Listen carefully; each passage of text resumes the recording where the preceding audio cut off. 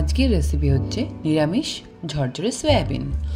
কিভাবে আমরা খুব কম সময়ের মধ্যে তাড়াতাড়ি আর কোনোরকম বেশি ঝামেলা ছাড়া নিরামিষের দিনে এই সুস্বাদু খাবারটা খেতে পারি তার জন্য দেখে নিন।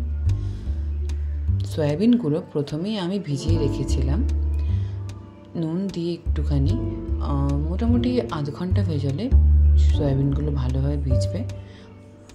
তারপরে আমি মশলার জন্য তেল গরম করে প্রথমে আদা কুচনো দিয়েছিলাম, বা গ্রেট করে দিতে পারেন কিংবা বাটাও দিতে পারেন।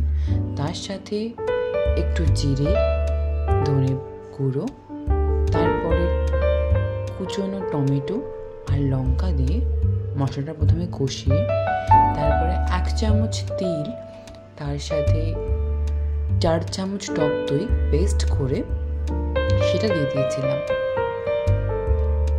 তারপরে আমি স্বাদ মতো একটু লঙ্কার গুঁড়ো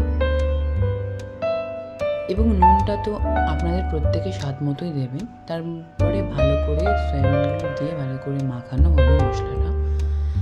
তারপরে ম্যাগি মশলা দিয়ে কিছুক্ষণ ঢাকা দিয়ে রাখতে হবে।